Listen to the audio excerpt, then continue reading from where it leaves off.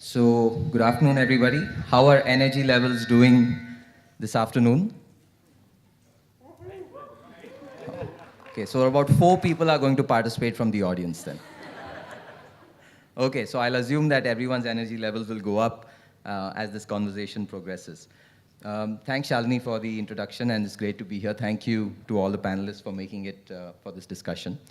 The topic for this discussion in your agendas was anywhere, anytime learning. And we've added another word to that, which is anyone, anywhere, anytime, which I thought was extremely important. And Akash pointed that out earlier this morning to me. And it makes so much sense that it's not just about anywhere, anytime, but it's also about anyone being able to take advantage of opportunities that exist for anywhere and anytime learning. I thought that I'll start this conversation off by first asking our panelists to introduce themselves, and maybe they can take a minute each to do that, and then we'll get going. My name is Anna Arici. I am from Arizona. I'm not sure who here knows where Arizona is in the United States. Some? Think of cowboy movies, desert, horses, that's where those were filmed. And I'm very proud of living on a horse ranch there. I love this desert in the Southwest. That's not my job, though. My job is I work as a learning scientist for the Center for Games and Impact, along with Sasha Barab, who you saw yesterday, who is the director of our center. And so for the past about 18 years, I've been involved with looking at game-based environments and the learning that takes place inside of those. My background is in education and in psychology, particularly learning and cognition, motivation, and engagement. Thank you. Hi, good afternoon. My name is Virginia Sharma. I'm named Virginia because I was born in the state of Virginia, but my family is Punjabi from Amritsar. I always joke I could have been Bubbles or Pinky or Lovely, but they went with Virginia instead, which is close. I come from a family of actually educators. My great-grandfather started a school in Amritsar, PBN school. It's still there. My cousins run it. So this is the 4th generation that we've been in the education business. I'm also first generation working. My sisters and I, we have no brothers, had the luck of being born into the family that we were. Most of the trader community that I grew up in sort of married within the trader community. And the attitude was, if you're pretty enough, you marry into the business community. If you're not, you go get educated. Luckily, my parents were a little different. I have an undergraduate in marketing, management, and foreign affairs, and I have a graduate degree in finance and entrepreneurship from New York University. I work for LinkedIn. I also, in addition to running the revenue business, I'm in sales. I also am responsible for LinkedIn for Good, our social impact initiatives for Asia Pacific, which is where we work with Quest Alliance. Prior to this, I was with IBM for 15 years, so always in the technology space, where we really, I did various roles working in many countries, including Tokyo, the US, I was in Mumbai. So it's wonderful to see the marrying of two things I'm very passionate about, technology and education, which is what I now do at LinkedIn.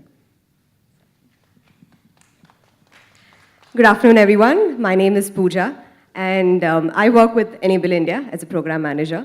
So I'm actually an engineer by training, did my undergraduate degree in Bangalore, then went to the US to pursue management information systems, and then came back and realized that there are a lot of engineers who are going to do a lot of better work than me, and then hence decided to work in the development sector. So I've been primarily working in the areas of education and disability. And I think, like Virginia was saying, one of the things that I am very passionate also is about how can we use technology to make change that is sustainable. And I've been very fortunate to work in some very interesting initiatives over the last 8 years where we've really leveraged technology and different types of facilitation to really take learning to different learners across the country. So really excited to be here today. It's great to see the energy and just loved the last panel discussion. So looking forward to the rest of the day.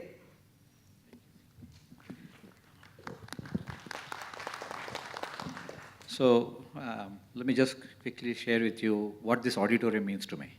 So I studied in Indian Institute of Science here across in 90s, early 90s. And this auditorium just came up. And I have seen Nobel laureates show up here, talk about the most profound stuff. So it's a very, what do you say, I was very curious to say, okay, which auditorium is it, number one.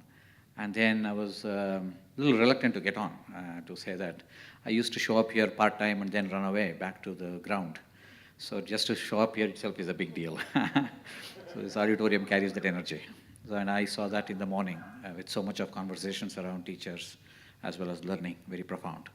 So I did my master's in Indian Institute of Science. I spent some more time hanging around.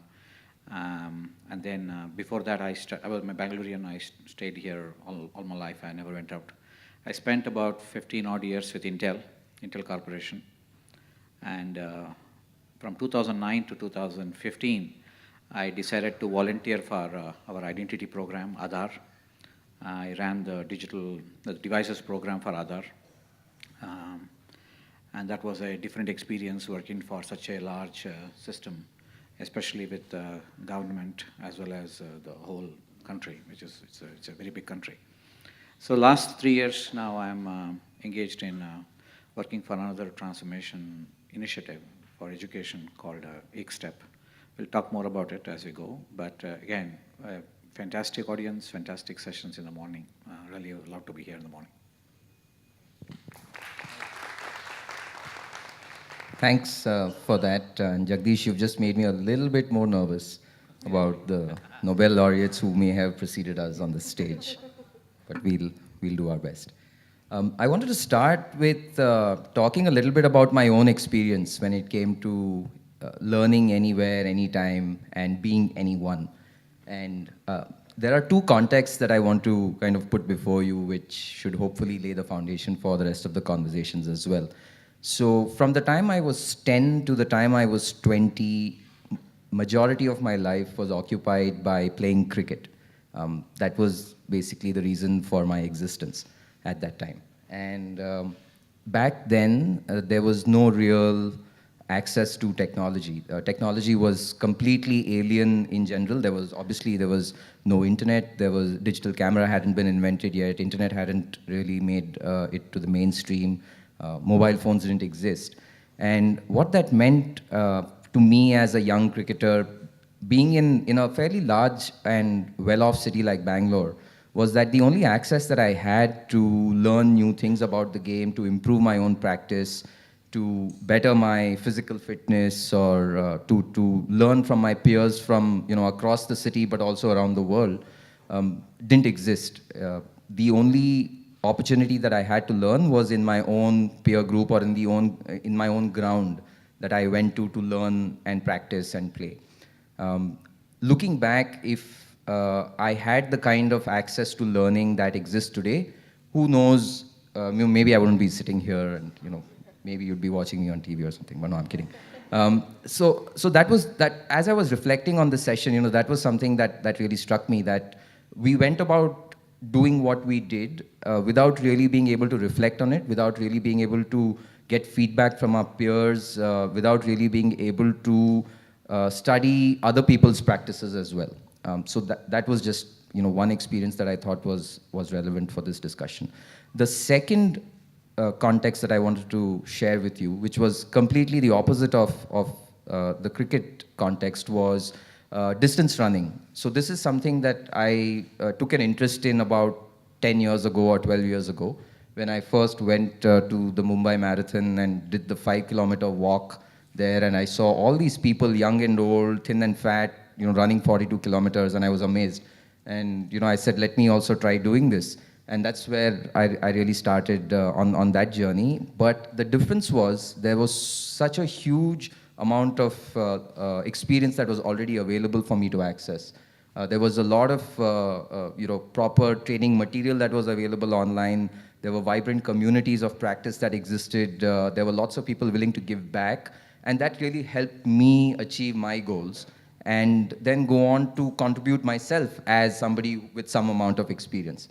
And be somebody who is contributing back to the community of practice as well. So these were just two very diverse experiences that I've had in my life, which As a continuous learner, which I like to believe I am, I can see the value in how having access to learning, how being able to learn anywhere, anytime, on YouTube, on my phone, on my computer, maybe even when I'm not supposed to be learning, I'm learning as well, has made a big difference in the way I've approached something. So I just wanted to share that with the panel as well as with the audience. And with that, I'd like to invite the first panelist, Virginia, to talk about what anywhere, anytime, anyone learning means from where you stand. So I'd request over to Virginia and her slides to be put up. Okay, so before I get started, it'll just be 5 or 6 minutes of the few slides, is a little bit about LinkedIn. How many of you all have a profile on LinkedIn? Okay, all right. We thought it would be about 50%, so we did better than that. So the way my nephew explains LinkedIn is that it's the Facebook for working people. So it is a professional network. It's 14 years old. It was originally founded actually as a networking platform for Silicon Valley entrepreneurs, interestingly, to find two things. One is to find funding, and the second is to find a wife. Because engineers in the US who spend time coding, those are the two things that they don't have. They don't have money, and so they should learn from our friend from Samastipur how to find a girlfriend, I guess, in Silicon Valley. But and that platform evolved. We now have 500 million members on the platform. 47 million of those are based in India.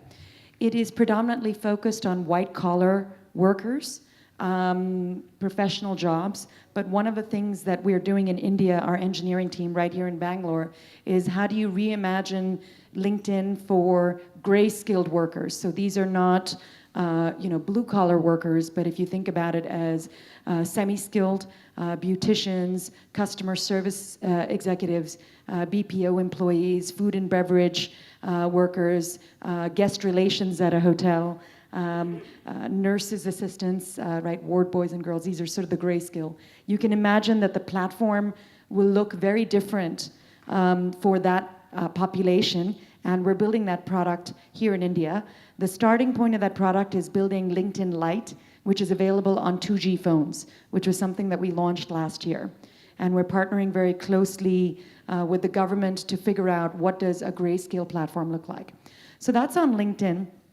We actually have a number of solutions, but the most recent one is a company that we acquired called Lynda.com. Some of you guys may have heard of Lynda. Lynda.com was acquired a year ago and now has been built into the LinkedIn Learning Solutions platform, which I'll touch on briefly. But before I go there, I want to kind of share a little bit of my thesis and focus of what I like to talk about, which is what's really changed. Now, many of us mentor a lot of people that are young and graduating. We focus a lot in LinkedIn for Good for employees between 16 and 25 years of age. And the biggest challenge that these students have is that they've been given a lot of confidence by their educators, their parents, if they're in that environment, that they can be anyone and do anything. They can dream big. In fact, I think more and more education access, like, for example, what you heard in the previous panel, is that you create aspiration in somebody that otherwise would not have through the medium of education. Now, the biggest blow is when you graduate and you can't get a job. So to be educated and unemployable is probably the worst blow to somebody's self-confidence, because not only for them, but their families' financial needs and aspirations, they've invested in you. You are their asset.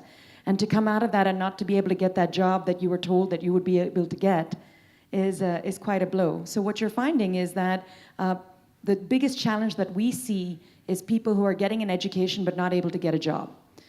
And if you look at the converse side of this, is that despite so many people graduating, because they are not a good fit for the corporate environment because of other softer skills, we have talent shortages, right? So we have 40% of organizations are struggling to fill jobs. In fact, we work with many of these companies.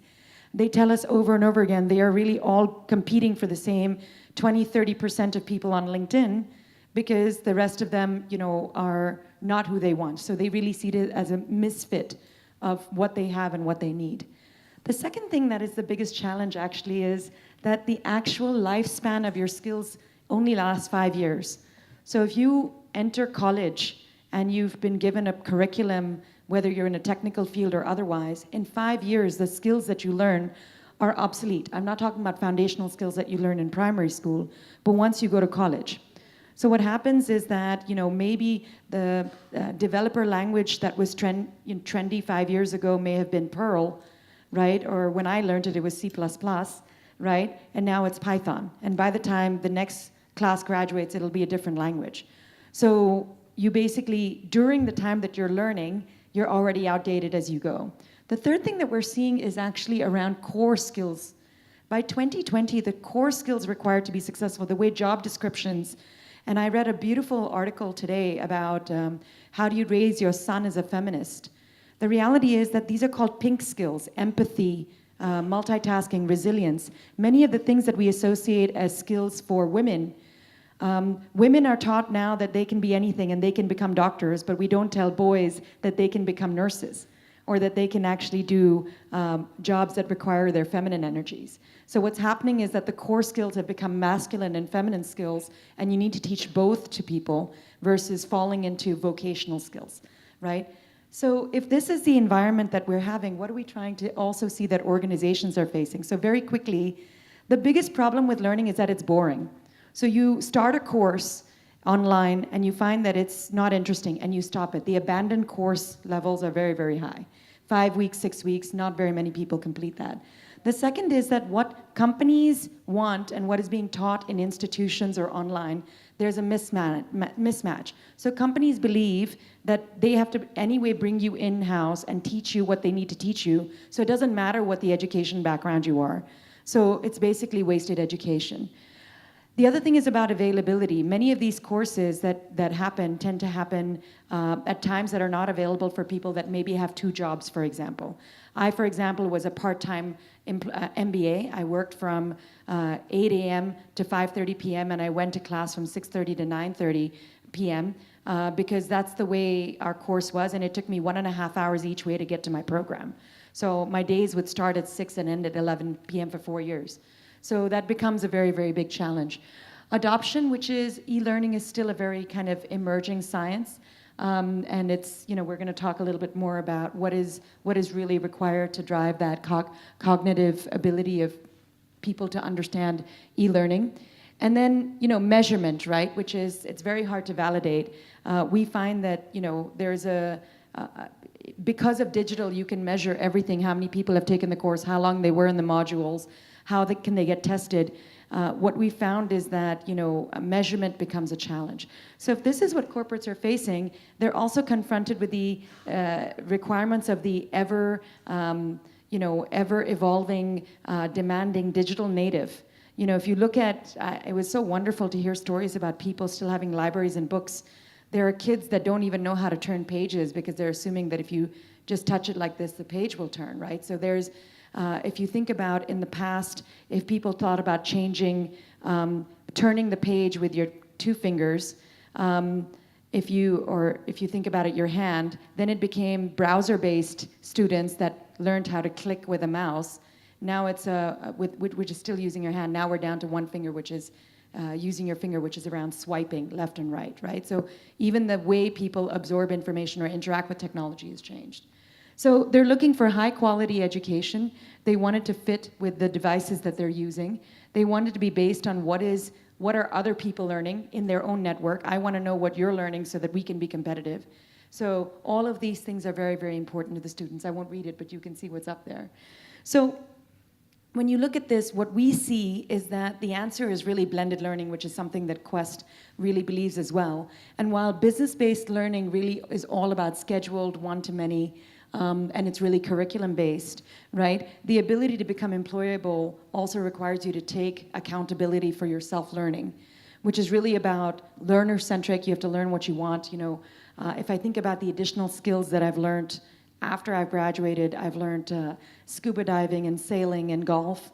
My husband is currently learning the guitar. These are all things that we've learned that make us more interesting people. More interesting people are more successful, not more qualified people, as we've discovered in today's world.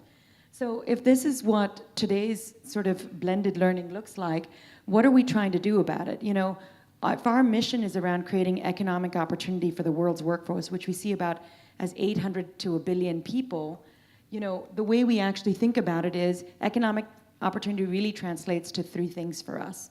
One is finding a job. We really believe that fundamentally your starting point is getting that first job and holding on to that first job. Now, if you get that job, we want you, while you're in that job, to also reskill yourself to find the dream job. And what I always tell people that I mentor is the first job that you get out of your program may not be your dream job, but it's important for you to get started, right? A lot of millennials and Gen Yers right now will keep pursuing advanced degrees until they find their job of their dreams. The reality is they have to start working and gaining that sort of experience. And finally, once you get that dream job, is to actually be great at what you do. When I see people come into LinkedIn and they've been successful previously and they're not successful at LinkedIn, they connect their personal identity with their professional success. And you can see that when they're not successful at work, it affects their home life, it affects their marriages, it affects the way they treat their children. They're frustrated. And so what we try to do is to say, how do we make you successful holistically, right? And so this is really my final point about what are we trying to do to solve it. See, there's a lot of online courses that people put out there that are taking what educators know and putting it online, 5-week, 6-week courses. What we're basically saying is that that same 5-week, 6-week course, I should be able to do the 6-minute module of it and leave it. So if there's a Microsoft course, but I only want to learn how to use the Excel pivot table, I should be able to go into the course, learn that for 6 minutes, and leave it and come back to it when I need it, right? And so how do you build curriculum like that? But the more important thing about the platform is not the content. It's the ability to use the insights that you've all put on LinkedIn about who you are, what you're doing, look at millions of others like you who have been on similar career paths and say, if you are an engineer, you wouldn't think that you could become part of the nonprofit sector. You would never think of that as a career path. But we have the data of what Pooja is doing, and therefore we can actually say, here's the kind of learning curriculum you could take because of what she's interested in, what her profile is, we can make you like her, right? That is really about a much more intelligent way for you to help build your career plan. So the ability to combine the data and insights from the world's largest professional network combined with quality courseware on Lynda really allows us to deliver high quality learning, mostly to drive employability. So, and drive ultimately economic opportunity for the world's workforce. Thank you. Great. Thanks for that, Virginia. I'll request the audience to note down their questions, comments, and thoughts as each panelist is talking. And we'll come back to that towards the end, just so that we have enough time for all the panelists to run through their presentations first. I'd like to now invite Jagdish from Ekstep. All right. So let me just quickly tell you what we do and why we do what we do. Right? So about 3 years back, when we started trying to understand the needs of this sector, we were all fresh from Aadhaar. Most of the Aadhaar team is in Ekstep. We realized that we took one goal. The challenge that we saw in this sector was the scale that it deals with. When I say scale, the sheer size of the audience that they cater to. About 200 million children and the entire ecosystem that they satisfy. So we said, instead of trying to come up with a methodology, let's see how we can help this ecosystem in India, to specifically, to just help them do a better job of themselves and make them more effective, help them scale to meet the scale challenge. In every district, the number of children left behind, the number of children that they have to be keeping in them school, and make them more skilled to have an effective job. I thought we could help all of them better by doing something. And after a year of exploration, and in that year, we had an opportunity to visit Anna's lab in Arizona and meet one of the Professor Jim G, and spend a lot of time in Sedona. also work with some of our colleagues as well. Then we finally realized that we need to basically help them. One thing we saw, the learning that we all want to impart, or learning we all want to see, happens in context. Contexts, when I say context, it's a very, maybe a complicated word. So what we heard in Bihar, Samastipur, we may call it one context. What happens in Bangalore in a high-end school is another context. But in Bihar itself, within Samastipur itself, there may be 2 or 3 or 4 contexts. The teachers there would say, this school is different from that school because of certain challenges, certain geography, or the kind of teachers going there, or the kind of economic profile of the children. Put all of them together and club it as a word called context. Learning happens in context, whatever you call it. Now, any solution that you desire, whether it is an online solution, offline solution, whatever it is, it has to work in that context. If it doesn't work in the context, it's not effective.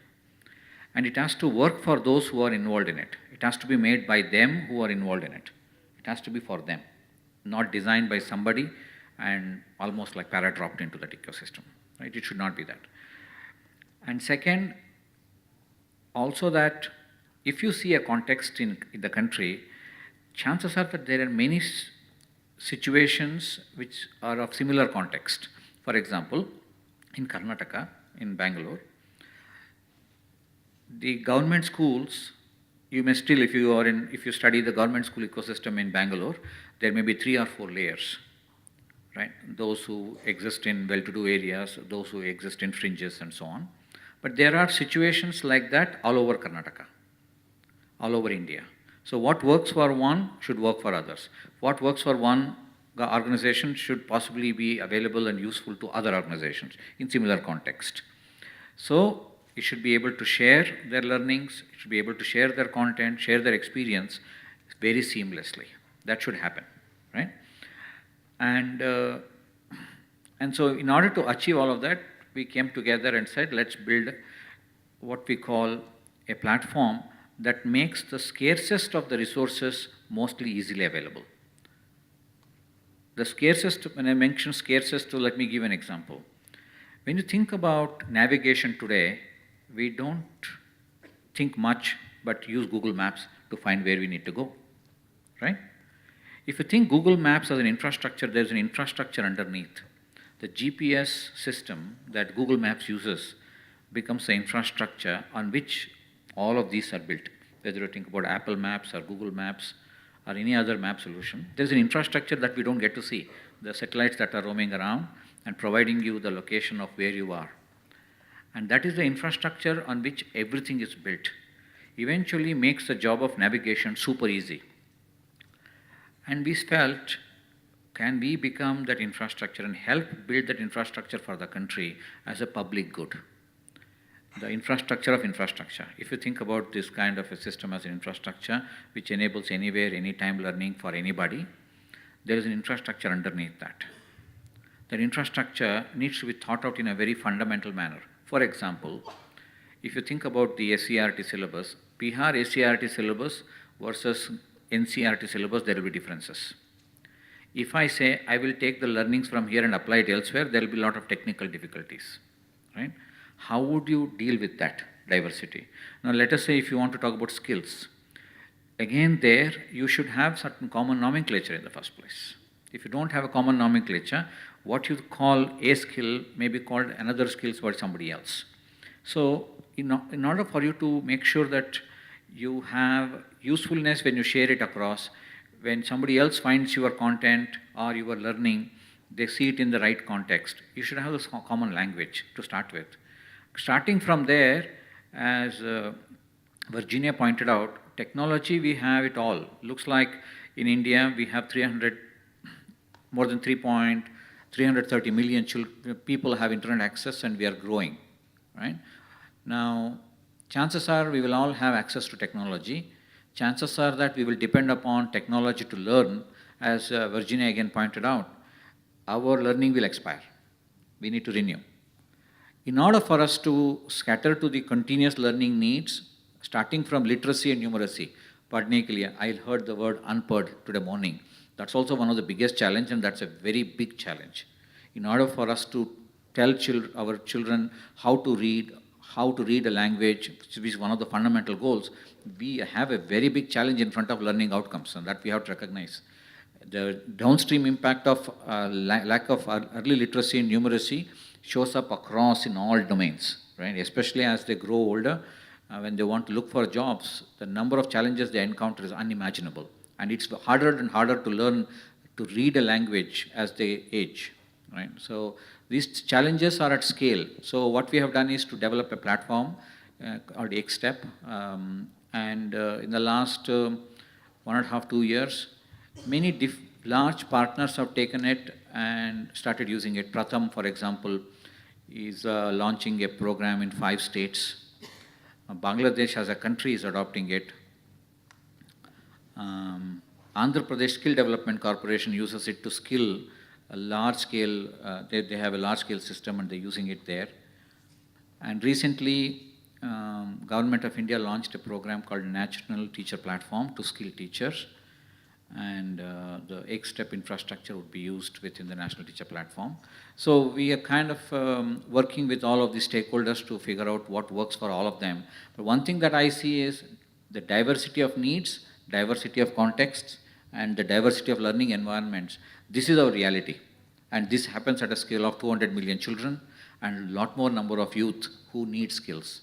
And we basically need to enable it for them at that scale.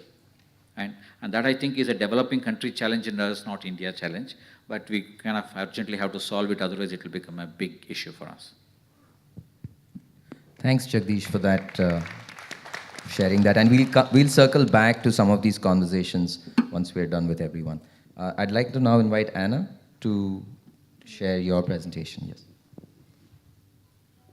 I'm going to go ahead and stand up to share some images with you. First of all, because I'm going to be on a plane for about 28 hours tomorrow, so I have plenty of sitting in my future. And also, there's a lot of images that are a lot easier for me to share with you visually rather than describe what we do. So I'm going to quickly flip through some different things of what we've done in terms of the work at the Center for Games and Impact. Let me get over here where I can point some things out. So I'm in a school called the Future of Innovation in Society at Arizona State University, which Sasha talked about yesterday, a really exciting university where they bring together a lot of great thinkers into interdisciplinary programs. And so we have the opportunity to do some really innovative ways of looking at education. As a learning scientist, that's really what I do. I don't just design these games and game-based learning environments and platforms, but I also look at the learning practices that take place within them to really maximize and iterate all of these designs to benefit learners, to maximize learning. So this started about 18 years ago. We launched Quest Atlantis originally was its name, and then it became Atlantis Remixed. And it was a really exciting program. This is kind of what we were known for a long time. 3D immersive worlds for learning, and there was different curricula. It was on, 5 different continents, a couple 100,000 students, and lasted for over a decade, which in the tech world is forever. And it was a fantastic place with a sandbox for kids for learning, curricula for teachers, a really exciting curriculum. And what was exciting about it was the students could come in and they could become the protagonist in their own story. So it wasn't just about whatever science or math they were learning, but they were actually getting brought in as an expert in the field. Even though they weren't experts, we could give them just-in-time learning to have them be this expert that was brought into, say, a water quality world where the fish are dying. So in The Mystery of the Taiga River, the fish are dying, and they need to come in as a water quality expert and help use scientific reasoning to separate hearsay from what the actual facts are showing. And there's a lot of tools we built in here, different things where we could drag and drop the evidence that they had gathered. They would create logic models. They could actually play out forecasting of what would happen to the fish if those were the temperatures over time, and these fish would then turn over and start floating to the top as they died, which the kids seemed to love. So there was a lot of exciting things that took place in these worlds, with the learner being the center of that learning. Again, this would be a student going into a world around persuasive argumentation, where they use similar logic models, for creating an argument and supporting that with evidence. This one was based around Mary Shelley's Frankenstein, saying whether or not Dr. Frank was doing something good or bad when he was taking body parts from the graveyards and such. Now, in this, we took license in that we made it so Dr. Frank was actually trying to come up with a cure for the plague of the people in that town. So do the ends justify the means? Now, what we found was not only are these worlds good for students for learning, but also that kind of immersive learning was really good for training teachers. So I headed a program called Quest to Teach for several years, where we developed a suite of immersive scenarios that would engage teachers in virtual classrooms. This would be the teacher down here, and this would be a student, and there'd be meters around how high they're helping that student increase not only their ability, but also their confidence and their commitment to revising their work. And what we found was they really appreciated the ability to go in safely. No real children were hurt in this process. They could fail safely. They could try out the theories, and they could also learn the language. How do you conference with a student one-on-one? It's a whole new language the teachers needed to learn, and they were really nervous about doing that with real students first. And then also there were several tools that we built in using these technologies to help organize their thinking and drive that learning deeper. But what we found was the implementations were really only as strong as certain factors, particularly their teacher and the ecology, the larger ecology in which that learning took place. They had significant gains in learning, there's really high motivation and engagement, but it was really dependent on, say with the teacher training, did their facilitator tie that into what they're currently learning in class? Did it get brought into transferring into their real world scenarios? And if that happened, it was great. But if not, it just became kind of an isolated digital experience. So it's a lot of time and money that would go into these, you can imagine, developing these games. So we decided we really need to find a way to help develop that ecology around these digital experiences, whether that's a game or something else online, to really maximize the learning that takes place there. The other thing was this wasn't really anytime, anywhere. It was more like a 2-week special event that would take place in class. It wasn't the kind of thing that they could pick up and put down and take with them everywhere they went. So we started doing a platform approach. This is one of our platforms called STEMmio that I'm currently heading up. For engaging Latino youth, which is a large population of, there tends to be a high population of disadvantaged Latinos in America, and they don't really have a good representation within the STEM careers. And so this is to engage them in a blend between digital experiences and real-world experiences that we can bring together through these platform technologies. But the key to what we really discovered in terms of the ecology is not just providing both real-world and digital experiences, but also having that human element. It's about the relationships. So many of us want to do great things, but we don't necessarily self-activate to do them. I mean, how many people here want to be physically fit and get healthy, exercise? Okay? How many people are going to do it on their own? Some. How many more would do it if you had somebody working with you, a partner to run with, a trainer? It's just a natural essence that we like to be with other people. We like relationships. You might, even if you're shy, you might want to talk to somebody online about finding out more information about how to maximize your goals. And so we've built into this. These are 4 of the quests within STEMmio. We've built into these missions a cycle where we actually have, with every mission, we have the learner go in, and they first start by imagining what they're going to do in this mission. They read stories from other learners who have been there before them. And these stories, it might just be a paragraph or 2 long, but they meet the criteria that we have there for really expressing, showing the growth and the impact that they've had in the world, the value of what they got out of this mission. Now, there's so many different opportunities within these missions, different directions they can take, that it shows a wide diversity of all the opportunities.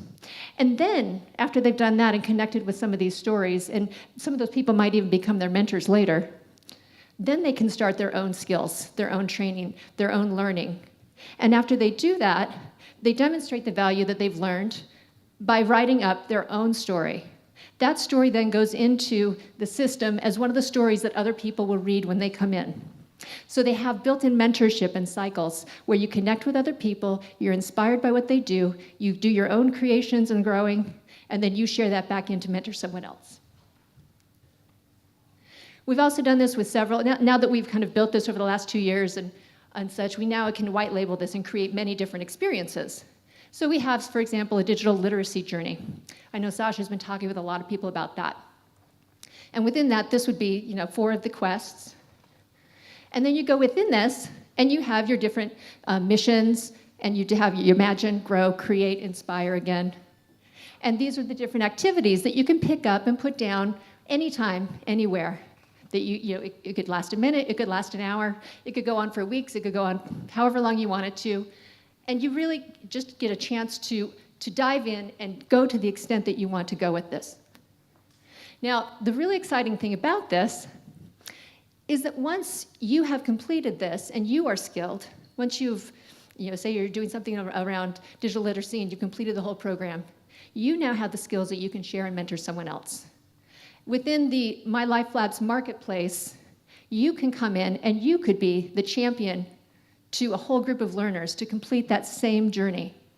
Or you can come up with your own journey. Let's say you're somebody who does yoga and you want to teach that to somebody else. That's a specialty of yours, and you want to create your own. You could actually create your own and market it, which brings to, it takes care of a couple of different problems. It makes learning very localized, in that people can create something for a rural area that's very particular in their need, a particular dialect or language. And it also gets the focus off of, it's no longer about the content being king. It's no longer the software that is the focus. Now, in this world, the innovation is in the software, but it's the learner and what they do with that in the world. The learners can create this value anytime, anywhere. And it also gives new financial opportunities because they get, based on how well they do and how in the marketplace, if people are taking up their journey, that can be something that they can do to actually bring income. So let's say you're an expert in a field, but you can't get hired as a teacher, or you live remotely. You could do this online for people and offer that mentorship. And with dedicated champions, you also get a reputational system. So there's, just like Uber, you get a rating. How well you dedicate yourself to championing someone else in these journeys will actually be reflected within that system. And then there's algorithms to do things such as know, match, and connect learners with particular experiences and champions that might be a good match for them, based on location or interest, those kinds of things. So really what we're trying to do here is change the focus from anytime, anywhere to anytime, anywhere, anyone. And that anyone is not just the learner, but also the teacher, the champion of these ideas.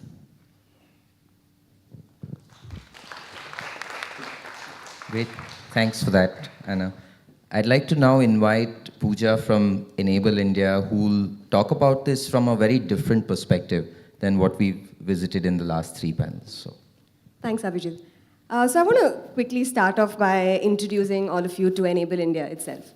So Enable India is an organization that works towards economic independence and dignity for persons with disability. So when I heard Abhijit really talking about, we're saying anytime, anywhere, and anyone learning, right? So I want to focus a little bit on the anyone learning. So when we talk about education, when we talk about training, and a lot of conversations have been happening around that in the last 1.5 days here at this summit itself, we look at different situations. We look at youth from vulnerable backgrounds, youth from marginalized communities, girl children who don't get access to education. So, and then there's the other community, which is disability, which are persons with disability, right? So, how do you really make learning accessible for persons with disability? So, Enable India was founded in 1999 by Shanti Raghavan and Deepesh Sutaria. So, both of them were software engineers who came back from the US and decided to start Enable India. So over the last 17 years, we have worked across all the states, almost all the states in India. We have worked with over 600 companies across 27 sectors and provided gainful employment for over 4,500 persons with disability across India. And I think the biggest achievement for us has really been that today, when we did a survey last year, we realized that 32% of the people who we have placed are primary bread earners in their families. And that is really a big deal if you kind of just take a step back and think of a family situation where you have 2 children, right? There's one person, there's one child who's a child with disability, and another child who's non-disabled. So think about this child growing up, right? The experiences and the exposure that this child gets while growing up. So I'm sure many of you here, I'm guessing most of you here, while growing up, your parents have said, we're running out of sugar, we're running out of salt, go to the next Kinara shop or the petty shop close by and buy a kg of salt, go buy onions or tomatoes, right? Now imagine a situation where a child with disability, these parents who have a child with disability and a non-disabled child. So the obvious choice for most of these parents is to ask the child without a disability to say, go and buy this salt or go and buy this kg of tomato. So what is this really doing to this child's learning, right? You might just say, hey, it's just a packet of salt. But when I'm saying that you go buy a packet of salt, what are the skills I'm expecting from you? You're going to be able to talk to this person who's in a shop. You're going to be able to negotiate and say, hey, I want salt, not sugar. You're going to be able to say, okay, this costs 10 rupees. Well, I have 20, so I need to get 10 rupees back from you. I need to figure out, okay, how do I cross the road? I need to look to the left and right and cross. So these are all the different skills that I'm picking up in a simple activity like buying salt or sugar from a store. So imagine the same for a child with disability who's grown up without these experiences, right? So how are we really enabling that persons with disability are getting these experiences and exposures to become employable? And I think everyone who spoke today, all the three before me, everyone has been focusing on how are we creating employability skills. How are we making it possible for a person to be employable with the skills required in today's world? And not even 2 years ago. I think what was required 2 years ago is already changed, right? So, when Enable India started training, we initially started training, we started working with persons with vision impairment. And today we work with persons with disability across 11 disabilities. And every learner is different, right? Like we were hearing, whether it's a person from Bihar versus a district in Karnataka, the learning is very different. And it's the same for a person with disability. So if you're a person with vision impairment, a lot of your learning is by touching and by listening. If you're a person who is deaf, a lot of your learning is through visual learning, right? If you're a person who's on the autism spectrum disorder, your learning is very different because how you respond and understand social cues are very different. So how are we really also making learning accessible for anyone? Which is why I wanted to focus on the term anyone, right? So now let's just take about 2-3 stories, right? So imagine this girl who is visually impaired from a remote village in Assam, right? She's from a very, very remote village in Assam where the literacy rate itself is very low. And then for women, even lesser. So imagine she's a woman with disability in a remote village in Assam, right? And what is her aspiration? Her aspiration is that, she's been hearing about, hey, I've been hearing a lot about computers and software engineers. I want to learn how to use computers. That is her aspiration, okay? Next, imagine a person who's in a wheelchair, who's from another village from Uttar Pradesh, right? He comes from a family who's primarily into farming, who both parents work, and they don't really have the time to let alone take care of their own family, but also take care of their child who's a person on a wheelchair who requires additional support, right? And what is his aspiration? His aspiration is to, everyone keeps talking about Wipro and Infosys and Tata, and I want to work there. That is his aspiration. Then imagine a person who's actually studied in the US. Parents decided to move back to India. So she's moved back to India, has a graduation, and she's a person who's in the autism spectrum disorder, right? And her parents are like, okay, I don't know what I'm supposed to do next because I don't know what sort of jobs are really available for this person. So how do we make learning accessible for anyone, anywhere, anytime is what was Enable India's biggest question, right? So for this person from Assam, somehow she heard about Enable India. She moved to Bangalore for a 9-month training. The first day she came in, the only language she knew was Hindi. And 9 months later, she was speaking English, was a very good computer trainer. And 2 years later, today she actually travels across India teaching people computers from different PSUs, that is SBI and Vijaya Bank, across different banks, right? Then the other person on the autism spectrum disorder, today she is working with a big multinational company, working 11, 12 hours, and is actually recently won an award as the best performer. And so these are many stories that have happened because of learning opportunities. So our next question was, how do we make these learning opportunities accessible to everyone, considering we have internet, we have mobile phone penetration, etc., etc. And that's when last year we started off, and Anna was talking about really platforms and the power of portals, right? So we said, what about if we put all our content, all the training, everything that we have done in the last 18 years online?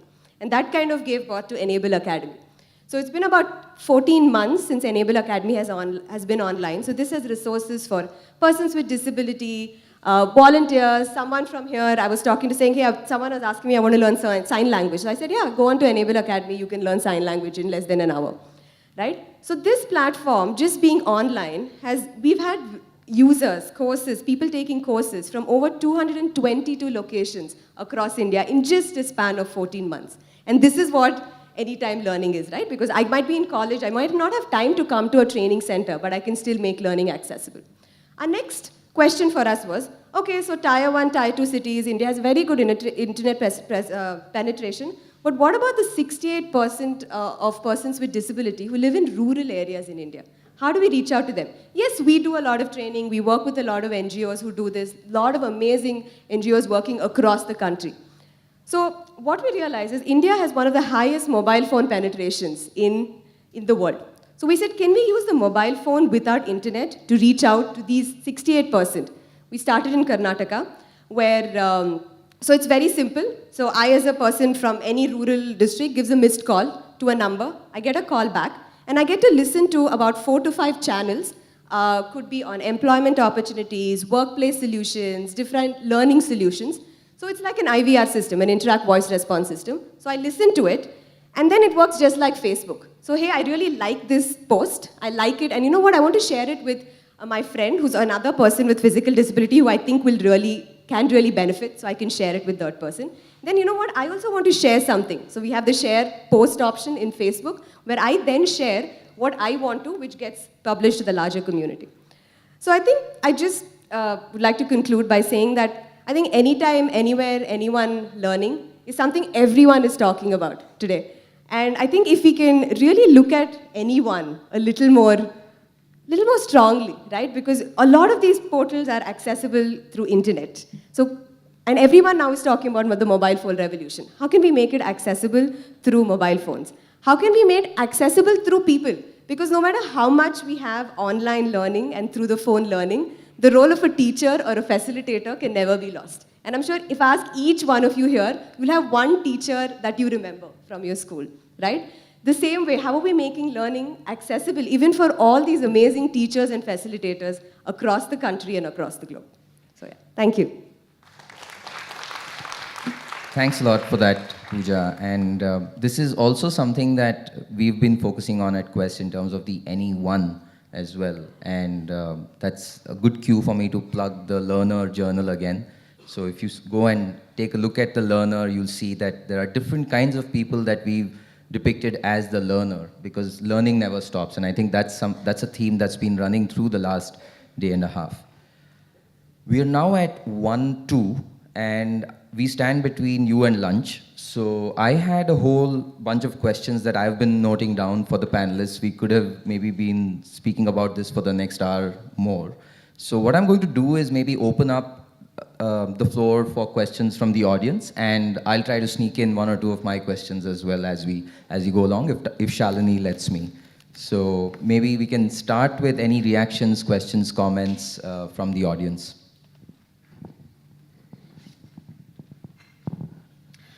So, first of all, very impressive, like really amazing panel in this room, Alliance.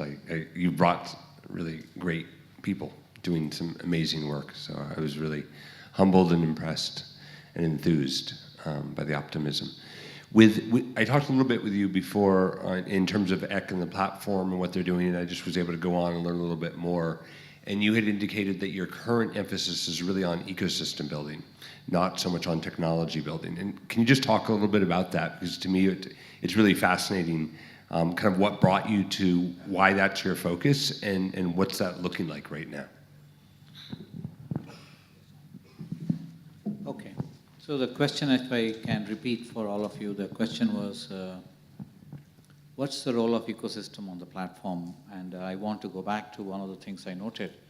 Platform creates learning ecology, and that was very profound, right? Ecology is an ecosystem of players doing what they do. What we found was, I want to recollect one statement I heard from Maharashtra. Maharashtra is a state in India, in the western India. This learning came from one of the partners who said, how much our content we give the teachers don't like it, right? Now, so content is an important ingredient. How much ever you say it is important, it is not important. It's an important ingredient. It's like rice in our food. Without that, you can have any amount of side dishes, but you can't replace rice. Thing was that what we found was teachers have a lot of expression in the classroom, and there are teachers who are very good and their expressions could be captured and propagated. Now, that makes, we should make teachers creators, and we should propagate all teachers to become creators, and actually make them propagate that. And they be empowered to use it in classrooms in the way they see fit, in the way they make it productive. For example, in a classroom, teachers are very, very important. However, the point is teachers as creators and eventually children as creators, or learners as creators, right? So our journey took us to say, we got to make creation a community activity, not an expert-driven activity. That's the first thing. The second thing is, creation has to meet the context. Like if the created content or created knowledge has to meet the needs of a person with learning disability, it's a very different creation, right? And the sensitivity that you need for that is not with me, for example. I don't know, all right? Who knows? The person who is in that field knows, right? The expert knows. Or maybe people who are engaged with that community knows. So we have to make sure it's not the technology, it's not the software. It is the communities needs to do what they need to do for their community. So just to give an example of what is happening right now, in Tamil Nadu, yesterday, day before, teachers in 4 cities sat together and created content for themselves, for their own needs. Is it the right one? I don't know. Is it going to be forever? I don't know. But maybe it will change, because other teachers will tell things have to change. If they don't like the other teachers' content, they will create their own content and use it in the classroom. Maharashtra has finished like this for grade 1 to 5. Other day, Education Secretary was saying, I want to start for 6 to 8. They buy their own teachers, buy their own systems, right? Now, Andhra Pradesh has done it in this week, the last 1 week. They did 2 workshops. So I'm saying that our learning has been, you have to enable them to do their own things in as much frictionless way as possible, both on the creation side, consumption side, collaboration side, sharing the learnings. And that is one way for us to evolve a template for us to scale to this whole world, whole country. It's a very large ecosystem, and we have to make it a collaborative ecosystem. That has been my learning. I hope I answered your question.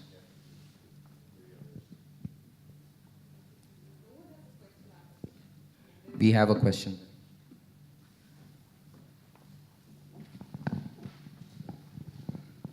I'm not sure it's for this forum, but there was a issue raised yesterday in one of the master labs that there's something called as a digital mindset, and maybe if people can say more about it, it would be interesting to me.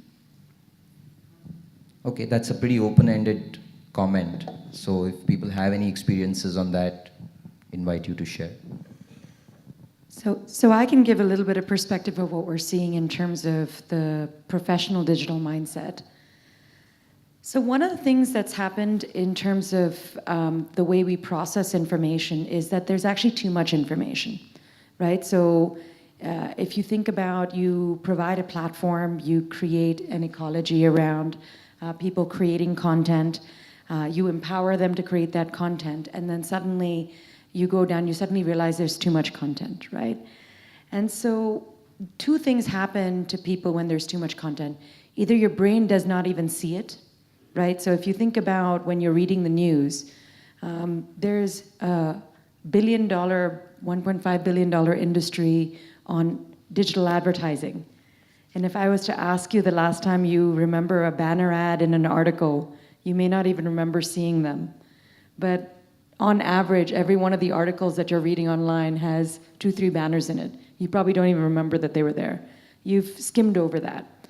So one thing about the digital mindset is to actually be able to screen out what you're looking for and not even notice those things, even though they're bright and they're flashing and they're, and I'm in the digital advertising industry, we hope you see it, but you probably don't.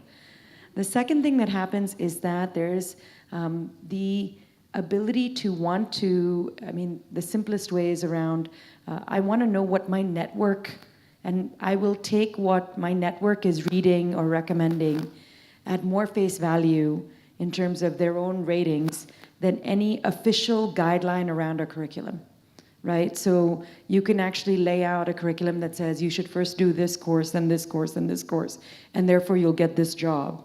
But if my group of like-minded people who I grew up with or I want to be like, or my friends are all taking the course on design thinking, that has more influence on what I want to learn than something else. If everybody has a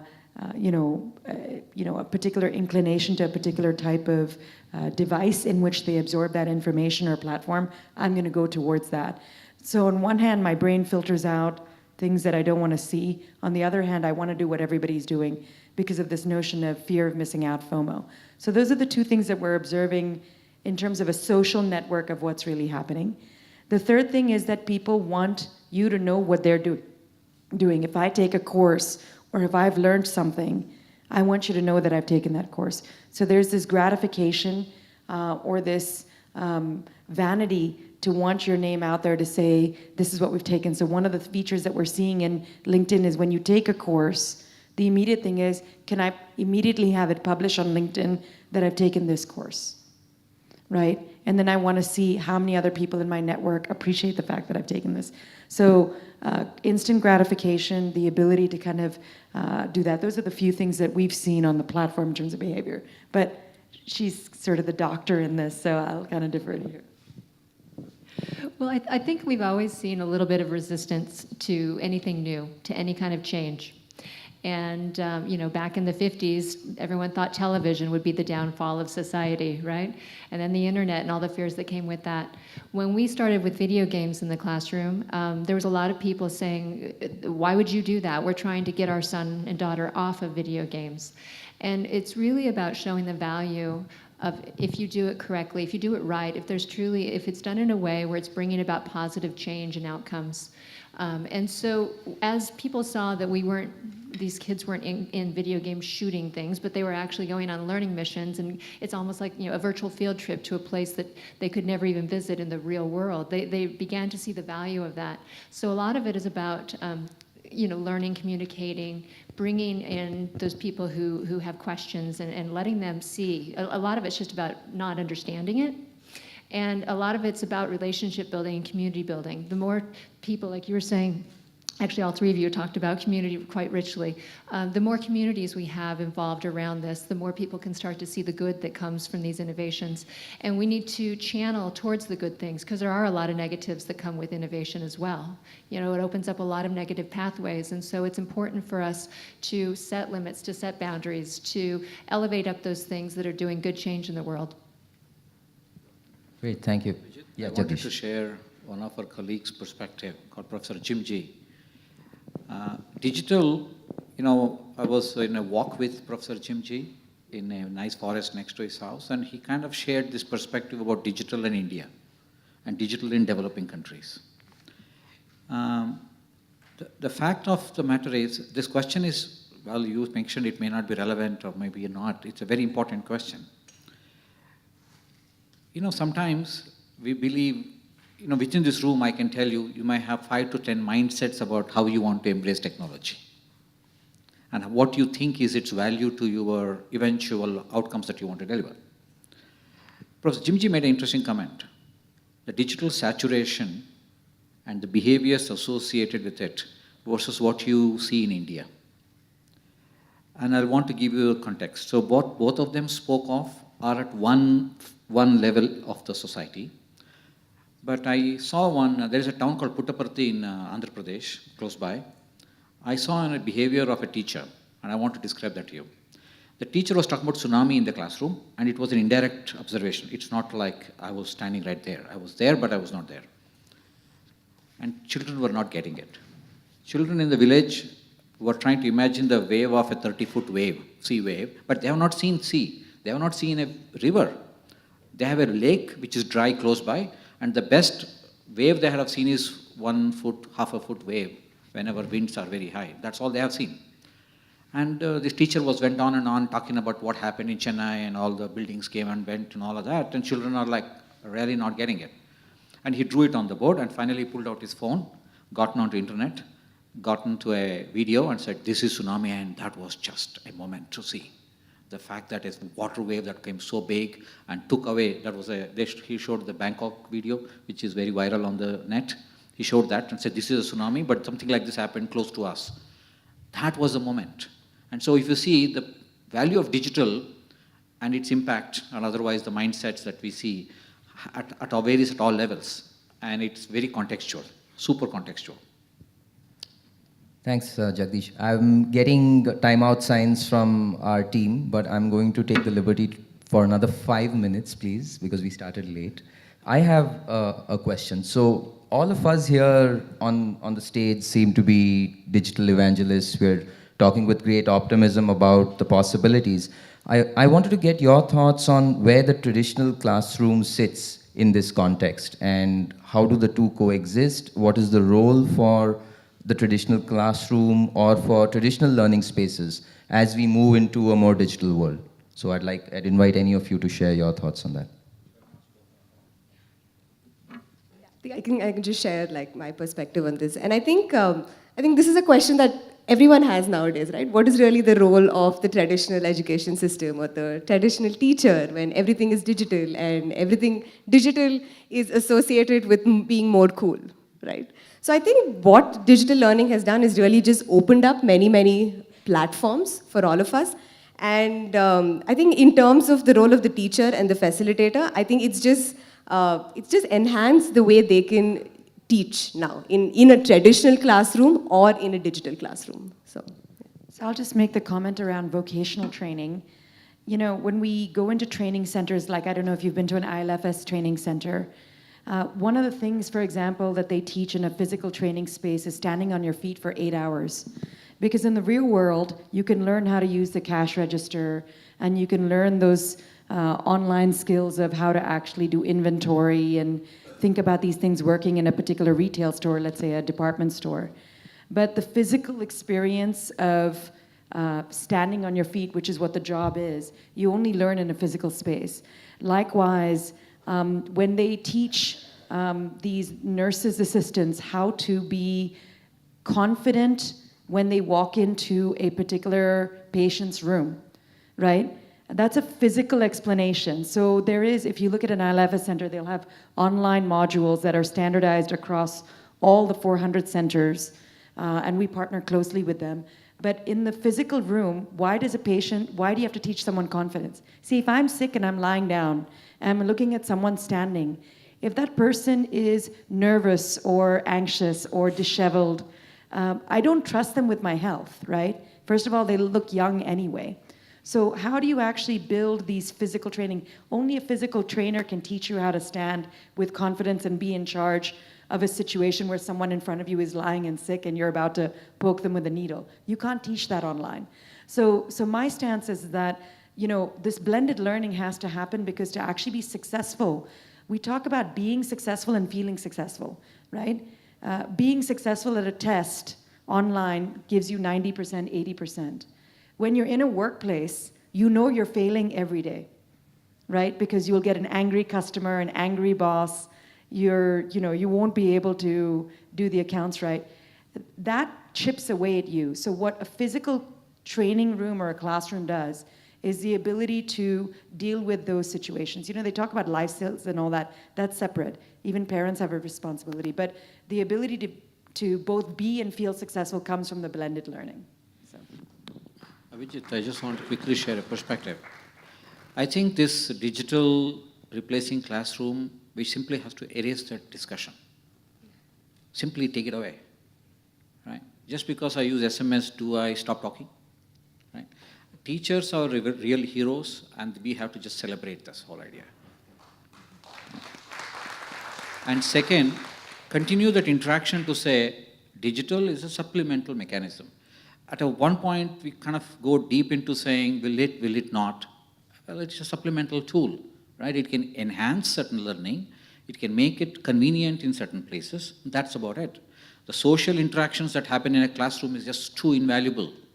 The human interactions, the teacher, student, student, and the fun of just being in a classroom with other children provides the motivation for lots of children, right? So technology is a supplemental aid. That's about it. Thank you. Anna? I was just going to say that in terms of the digital skills and the real world skills, it really goes both ways. When we're talking about our online learning, our platforms, our virtual worlds, we can't just leave it in the digital world. It must make that transfer into the real world experiences, or it lacks any kind of human value. There's really nothing that can stay digitally. It has to come into the human realm. Similarly, I think that if schools ignore the digital aspects, then we're just really training students to do well at school. We're not training them to do well in the real world. We have a responsibility to have the classrooms, have those human interactions, have those relationships, and teach our students, this is how you deal with technology, this is how you deal with innovation, this is how you deal with the internet and with other people. And this is all the ways, the beautiful ways that we can use technology to augment ourselves, to become better people. It's up to us to teach them the good ways to use these innovations and to bring the humanness back into the digital experiences. So I think that they need to be blended both in online learning, we need more humanism, and in the classroom, we need to combine the digital experiences with that human teacher guidance. Great, thank you. I know there are a few more hands going up, but we have to end here for everyone to get their fair share of lunch. So we will, and the panelists are going to be around for a little while longer, so please find them over lunch, and I'm sorry I couldn't take more questions. And I think to conclude, what we as educators really need to think about is, how do we enable the access, the awareness, and the affordability for anywhere, anytime, anyone learning. And we have tried to touch upon some of the challenges, but I think there's a long way to go still. So it's great that we have made this start, and I hope that we'll be able to continue to work together on this, and maybe we'll have more such conversations with more optimism in the future as well. Thank you.